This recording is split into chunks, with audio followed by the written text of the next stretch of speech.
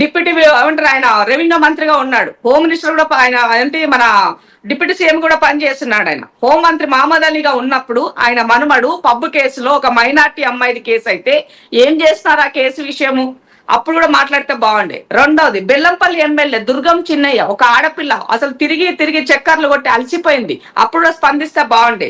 అట్లా station Ghanpur MLA Rajaiah ఒక సర్పంచ్ అమ్మాయి పేరు ఏం పేరు మన తను నవ్య అనుకుంటా, ఆ నవ్య కేసు కూడా మాట్లాడితే బాగుండే వీళ్ళు. నాలుగో విషయము ఇంకోటి హుజూరాబాద్ ఉప ఎన్నికలో అలా పార్టీకి సంబంధించిన ఎమ్మెల్యే ఇట్లా అరాచకం చేస్తున్న కంప్లైంట్ వేస్తే దానిపైన స్పందన లేదు. వనమ వెంకటేశ్వరరావు తన పుణ్యాన తన కొడుకు పుణ్యాన ఒక ఫ్యామిలీ అంతా అవంటారు ప్రాణాలు కోల్పోయిన పరిస్థితి. మరి ఏమైంది ఆ రోజు, ఎందుకు మాట్లాడలే వీళ్ళంతా మాట్లాడాలి కదా. నిజంగానే వాళ్ళకి మస్తు ప్రేమ ఉంది, ఆడబిడ్డల రక్షణే వాళ్ళ రక్షణ లెక్క ఫీల్ అవుతున్నారు కదా బీఆర్ఎస్ వాళ్ళు. కానీ వాళ్ళతో మీరు పోలిక పోల్చుకుంటారా? ఆ పోలిక కరెక్టే అనుకుంటున్నా. మా పైన ఆరోపణలు చేస్తున్నారు కాబట్టి నేను తెలియజేస్తున్నా, తప్పు చేసిన వాడు శిక్షకు అర్హుడు కావాల్సిందే. బండి సంజయ్ బాధ్యత పొజిషన్ లో ఉన్నారు కాబట్టి సంజయ్ నీ కొడుకుని తీసుకొచ్చి నిన్ను నువ్వు ప్రూవ్ చేసుకోమని డిమాండ్ చేస్తున్నాం. నేను 3-4 రోజుల నుంచి ఇదే స్టేట్మెంట్ ఇస్తున్నాను. నేను 4 రోజులు ఇక్కడ నేను మార్పు లేదండి, మేము ఎవరిని ప్రొటెక్ట్ చేయట్లే. ఎందుకంటే సెన్సిటివ్ మ్యాటర్, ఆడపిల్ల విషయం సంబంధించిన విషయం. ఆడపిల్ల పైన ఒకసారి మచ్చ పెడితే జీవితాంతం పోదది. అలాగే ఒక పొలిటీషియన్ కొడుకు ఆ పిల్లోడికి కూడా అది ఇబ్బందికరమైనటువంటి విషయమే. పలానాయన కొడుకు అని తండ్రి చేయని తప్పుకు కొడుకు ద్వారా వచ్చిన తప్పు. కానీ బండి సంజయ్కే కాదు, ఇంద్రశోభన్ గారు చాలా వరకు పబ్లిక్ లో నుంచి మేము రెస్పాన్స్ తీసుకుంటున్నాం, కాల్స్ కూడా యాక్టివేట్ చేసాం. పీసీబీ ఆఫీసర్ కాల్స్ యాక్టివేట్ చేయండి. ఇక్కడ బండి సంజయ్ కుమారుడికో బండి సంజయ్ కి మాత్రమే కాదు అగ్ని పరీక్ష, తెలంగాణ రాష్ట్ర ప్రభుత్వానికి రేవంత్ రెడ్డి కూడా అగ్ని పరీక్ష. బికాస్ ఇక్కడ ఫస్ట్ సారి సిట్ ఏర్పాటు చేసిన పబ్లిక్ నుంచి వచ్చే వాయిస్ చెప్తున్నా మీకు నేను, ఎక్కడ లేని సిట్ ఇక్కడ ఎందుకు ఏర్పాటు చేసిన ఒక క్వశ్చన్ వచ్చింది. అక్కడ ఆరోపణ ఎదుర్కొంటోంది కేంద్ర మంత్రి కొడుకు కాబట్టే సిట్ ఏర్పాటు చేసిర్రా. పోక్సో కేసు నమోదైంది 8th మే రోజు, ఇక్కడ ఇవాళ 14th, ఆల్మోస్ట్ ఇన్ని రోజులు అవుతున్న కనీసం అరెస్ట్ లేదు, కనీసం ఆయన్ని అదుపులోకి తీసుకున్నట్లేదు. రిక్వెస్ట్ చేస్తున్నట్టు ఎవరిని రండి ఇన్వెస్టిగేషన్ రండి అని చెప్పి ఒక నోటీసు 25 years అబ్బాయి, ఆ అబ్బాయికి నోటీసులు ఇచ్చి ఆ నోటీస్ ఎక్కడ ఇచ్చారు మళ్ళీ బండి సంజయ్ గారికి ఇవ్వలేదు, బండి సంజయ్ గారికి ఆ తల్లిదండ్రులకు ఇవ్వలేదు, మేనమామకి ఇచ్చొచ్చిరట నోటీస్. మనోజ్ నేనేమంటున్నా, జరిగినటువంటి వాటిలో ఉన్నటువంటి టెక్నికల్ గా అంశాలను బట్టే పోలీసు వాళ్ళు మూవ్ అవుతారు. అది నీకు తెలుసు, నాకు తెలుసు.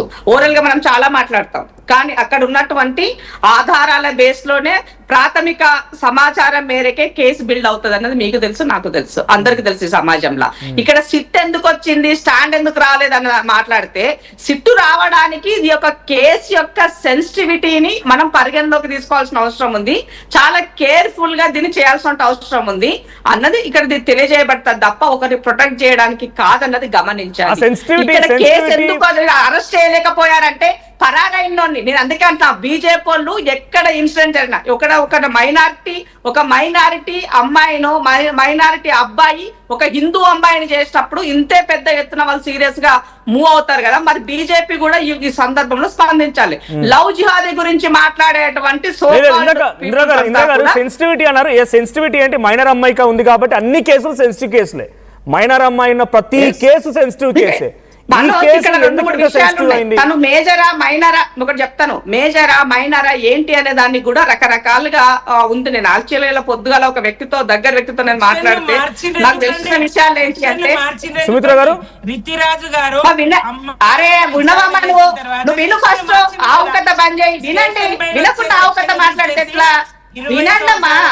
అరే మనం రితిరాజు గారు మార్చిదని ఆరోపణ చేస్తున్నారు, మాట్లాడితే ఎట్లా? రెస్పాన్సిబిలిటీ పొజిషన్ లో ఉన్నప్పుడు ఒక మదర్ లాగా ఆలోచించి మాట్లాడండి. ఏది పడితే అది మాట్లాడితే చూసే వాళ్ళకి ఎబ్బెట్టుగా ఉంటది. Already social media, BRS social media అంతా జనాలు ఉంగుతున్నారు, బయట ఏం మాట్లాడుతున్నారు, ఏం చేస్తున్నారు అర్థమవుతున్నా వీళ్ళకేమన్నా. మీ పార్టీకి సంబంధించిన 2 వర్గాలు ఉన్నాయి ఇవాళ. ఆర్ఎస్ ఒక వర్గం, కేటీఆర్ ఒక వర్గంగా తయారైంది ఈ కేసు వల్ల. మీరు ఎవరు ఇట్లా స్పందిస్తున్నారు దాని పట్ల?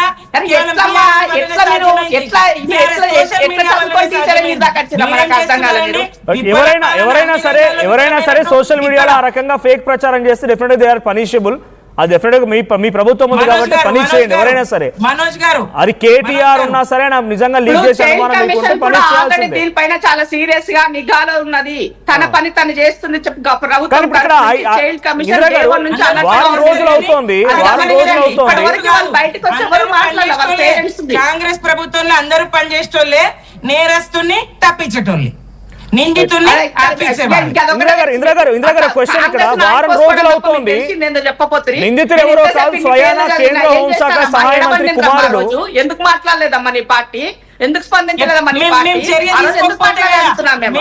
ఎందుకు మాట్లాడుతున్నాం? మాట్లాడటం రోడ్ ఎక్కి మాట్లాడినాం కదా ఆ రోజు. మేము మాట్లాడినాం,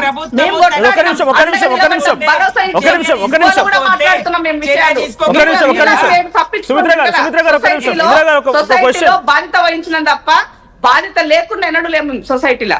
ఇందిరా గారు వారం రోజులు అవుతోంది ఈ కేసులో 5 టీములు పోలీసు మాకున్న సమాచారం మేరకు, ప్రభుత్వం కాబట్టి ఇంకా మీకు మంచి అవగాహన ఉంటుంది. 5 టీములు, 2 టీములు ఢిల్లీలో తిరుగుతున్నాయి, 2 టీములు హైదరాబాద్ లో తిరుగుతున్నాయి, ఒక టీం కరీంనగర్ లో తిరుగుతోంది. ఆయన కంప్లైంట్ ఇచ్చింది 8వ తేదీన 5:30 హనీ ట్రాప్ అని చెప్పి అమ్మాయి మీద ఆయన కంప్లైంట్ ఇచ్చిన కంప్లైంట్ ఇది. తర్వాత అదే రోజు రాత్రి 10:32 ఇటు భగీరథ్ మీద పోక్సో కేసు నమోదైంది. ఆ అబ్బాయిని అంటే అమ్మాయిని స్టేట్మెంట్ రికార్డ్ చేసిన తర్వాత మరో సెక్షన్ లో జోడించి మరింత బలోపేతం చేసి ఈ కేసుని స్వయంగా రితిరాజ్ గారు. సో ఇప్పుడు వారం రోజులు అవుతున్నా ఆ నిందితుడు ఎవరో కాదు స్వయంగా కేంద్ర హోంశాఖ సహాయ మంత్రి కుమారుడు. ఆయన అబ్స్కాండ్ లో ఉన్నారని చెప్పేటువంటి మాటని పోలీసులు చెప్తున్నారు, దొరకట్లేదు, అబ్స్కాండ్ లో ఉన్నారని మాట చెప్తున్నారు. ఇది ప్రభుత్వ వైఫల్యం అనుకోవాలా, పోలీసు వైఫల్యం అనుకోవాలా? స్వయంగా తప్పు చేయకపోతే ఆయన తీసుకొచ్చి ఇవ్వచ్చు, మీరు అంటున్న మాట కరెక్టే. లేదనుకున్నప్పుడు పట్టుకోవాల్సిన బాధ్యత కూడా ఉంటది కదా. సంజయ్ 100% మనోజ్ 100% పట్టుకోవాలి. ప్రభుత్వానికి ఆ చిత్తశుద్ధి ఉంది కాబట్టే ఇమీడియట్ గా ముఖ్యమంత్రి గారు డీజీపీతో మాట్లాడి దీనిని విచారణ ఎందుకు మొదలు పెట్టలేదు, ఎందుకు చేయట్లేదని అడిగారు పిలిచి. ఇమీడియట్ గా వాళ్ళు సిట్ వేశారు, ఎంక్వైరీ మొదలయ్యింది. పరారిలో బాగోలో ఉన్నటువంటి బేటీ పడావో బేటీ బచావో కాస్త బేటా భగావో బేటా బచావో అనే నినాదంలోకి వెళ్ళిపోయిందని మాట్లాడుతున్నాం. ఆ స్థాయికి వచ్చేసింది. కాబట్టి పదే నేను చేస్తున్నంటే పోలీసుల బృందాలు తిరుగుతున్నటువంటి నేపథ్యంలో ఎక్కువ అవసరం లేదు, కొన్ని గంటలు వెయిట్ చేస్తే నీళ్ళకి నీళ్లు పాలకు పాలు తేలితే అన్ని బయటకు వస్తాయి. మనం ఎవ్వరం దీని గురించి ఎవరికి నచ్చినట్లు వాళ్ళు ఊహాగానాలు చేయాల్సిన అవసరం లేదు. ఎవరి కుటుంబమైనా కుటుంబమే, ప్రతి రాజకీయ నాయకుడికి కుటుంబం ఉంటది. ప్రతి ఒక్కరు ఏదో రకంగా మంచిలో చెడులో ఏదో రకంగా కొన్ని దాంట్లలో ఇన్వాల్వ్ అయ్యి రిస్క్ పడే పరిస్థితులు వస్తాయి. కాబట్టి మన కుటుంబం అక్కడ ఉంటే ఎలా ఉంటుందని ఆలోచించుకోండి అని మాత్రం తెలియజేస్తున్నాను నేను ఇక్కడ ఈ సందర్భంలో. సో కామన్ మ్యాన్ గా ఉంటే మనం ఇవన్నీ మాట్లాడడం, ఒక పొలిటికల్ ఫ్యామిలీ ఇన్ఫ్లుయెన్స్డ్ గా ఉన్నటువంటి వ్యక్తి కాబట్టి అందులో బండి సంజయ్ గ్రౌండ్ నుంచి వచ్చి ఒక లీడర్ ఎదిగినోడే తప్ప ఒక గోల్డెన్ స్పూన్ లెక్క కేటీఆర్ లెక్క ఏం రాలేదు కదా ఊరికే వదిలేసిపోవడానికి. కాబట్టి ఆయన కూడా బాధ్యత ఉంటుందని గుర్తు చేస్తున్నాను. ప్రతి విషయంలో ఇట్లా స్పెషల్ ఇన్వెస్టిగేషన్ తీసుకోవాలి. తెలంగాణ రాష్ట్రం జరిగే ప్రతి విషయం మీద ఈ రకంగా స్పెషల్ ఇన్వెస్టిగేషన్ ఉండాలి. ఒకసారి హైకోర్టు అడ్వకేట్ గోపాల్ శర్మ గారు చట్టాలను కాపాడేటువంటి శాఖలో ఉన్నాడు. రేవంత్ రెడ్డి గారు ఎలాంటి బంధుప్రీతి లేకుండా ఎలాంటి స్వార్థం లేకుండా మనసా వాచ కర్మేనా నేను వీటి కాపాడుతాను, నేను నిస్వార్థంగా పనిచేస్తాను ప్రమాణ స్వీకారం చేసిన బండి సంజయ్ గారికి నేను ఒక్కసారి గోపాల్ శర్మ గారు ఉన్నారు. గోపాల్ శర్మ గారు హైకోర్టు అడ్వకేట్. గోపాల్ శర్మ గారు వినిపిస్తోందా? రైట్, ఒక్కసారి మీరు స్క్రీన్ రొటేషన్ చేయాలి. స్క్రీన్ రొటేషన్ చేసుకోండి. మీ దగ్గర నేను మళ్ళీ వస్తాను. ఆటో రొటేషన్ ఆన్ చేసుకోండి. సో సంజయ్ గారు వచ్చారు పీఓడబ్ల్యూ నుంచి. పీఓడబ్ల్యూ సంజయ్ గారు, సో మీరు ఆల్మోస్ట్ 3-4 డేస్ నుంచి అంటే ఇన్సిడెంట్ స్టార్ట్ అయినప్పటి నుంచి పేట్ బషీర్బాద్ పోలీస్ స్టేషన్ ముంగట మీరు నిరసన వ్యక్తం చేయడం, ఆందోళన వ్యక్తం చేయడం, అక్కడి నుంచి వాళ్ళు అరెస్ట్ చేయడం రకరకాల జరుగుతూ ఉన్నాయి. వారం రోజులు గడిచింది. ఈ వారం రోజులు గడిచినటువంటి ఇప్పటి వరకు బండి భగీరథ్ని అరెస్ట్ చేయకపోగా ఆయన ఒక రిప్లై ఇచ్చాడు నిన్న. ఏమని? నేను ఆల్రెడీ షార్ట్ అఫోర్డ్ ఉంది, ఈ టైంలో అటెండ్ అవ్వలేను అని చెప్పి ఒక రిప్లై కూడా ఇచ్చాడు ఆయన. సో ఇన్కన్వీనియన్స్ ఉంది, నెక్స్ట్ 2 డేస్లో అటెండ్ అవుతానని చెప్పుకొచ్చారు. సో ఇదే విషయం పైన నేను కాంగ్రెస్ బీఆర్ఎస్ వర్షం కూడా విన్నా, బహుశా మీరు వినే ఉంటారు. సో కాంగ్రెస్ నేత ఇందిరా గారు ఏం చెప్తున్నారంటే ఆ వీడియోలు ఆ ఫోటోలు మొత్తం బీఆర్ఎస్ బ్యాచ్ రిలీజ్ చేసింది. ఆ వీడియోలను చూసినప్పుడు ఇద్దరు వైపు తప్పు కనబడుతోంది, ఒకవైపు మనం చెప్పలేము. సో కింది స్థాయి నుంచి వచ్చిన వ్యక్తి బండి సంజయ్ కాబట్టి తన పైన డెఫినెట్గా రకరకాల రాజకీయంగా మాట్లాడుతుంటారు. కాబట్టి ఫేర్ ఇన్వెస్టిగేషన్ జరగాలని సిట్ వేసాం అంటున్నారు. ఇది ఫేర్ ఇన్వెస్టిగేషన్ జరుగుతోందా? మరి నాకున్న అవగాహన మేరకు, అందరూ చాలా సీనియర్ పొలిటీషియన్స్, అనేక ఉద్యమాల్లో ఉన్నవాళ్ళు, నాకు నాకున్న అవగాహన మేరకు అయితే ఎప్పుడు కూడా ఇటువంటి ఒక కేసులో సిట్ వేసి రామ్మా రా అని చెప్పి బుజ్జగించి నోటీస్ ఇచ్చే సందర్భాలు అయితే లేవు ఎక్కడ కూడా. ఏ హై ప్రొఫైల్ కేసు అయినా, ఏ లో ప్రొఫైల్ కేసు అయినా, గుడిసెల్లో ఉన్న వ్యక్తికైనా నోటీస్ ఇచ్చి రమ్మని పిలిచిన దాఖలాల్లో. కానీ బండి సంజయ్ కుమారుడు బండి భగీరథకి మాత్రం నోటీసులు ఇచ్చారు, రిప్లై ఇస్తే కూడా తీసుకున్నారు. సో ఎలా చూస్తారు దీన్ని సంజయ్ గారు మీరు? ఇక్కడ ఒకటండి, ఫోక్సో చట్టం గురించి, నిర్భయ చట్టం గురించి ఒకసారి మన నేతలు చదవాలి.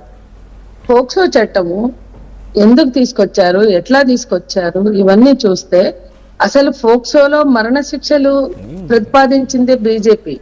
మేమన్నాం ఫోక్సోలో పిల్లలు ఒక్కొక్కసారి హార్మోన్స్ ప్రభావం కావచ్చు, లవ్ కావచ్చు, పోర్న్ కల్చర్ తో ఉన్న ఎక్స్పోజర్ కావచ్చు, పిల్లలు అట్రాక్ట్ అయ్యి చేసుకుంటే అక్కడ చట్టం అనేది అమలు చేయాలి, వాళ్ళకి శిక్షలు ఉండాలి, లైఫ్ ఉండొచ్చు అంటే నేరాన్ని బట్టి, ఎక్స్టెండెడ్ లైఫ్ ఉండొచ్చు అంటే అత్యాచారం అయితే.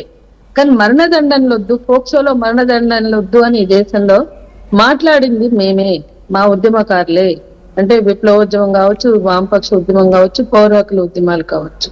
కానీ బీజేపీ మాత్రం ఫోక్సోలో వాళ్ళు వాళ్ళు ఒక టర్మ్ వాజ్పేయి టర్మ్ తర్వాత వచ్చిన 3 terms లో ట్రిపుల్ తలాక్ తో పాటు చేసింది ఏమన్నా ఉంటే ఫోక్సోలో మరణదండాలు. అంత కఠినంగా ఉండాలన్నప్పుడు దాంట్లో ఫోక్సోలో ఎంత పెద్దవాళ్ళు ఉన్నా ఇమీడియట్ అరెస్ట్ అనేది ఉందా లేదా చట్టంగా చూడండి.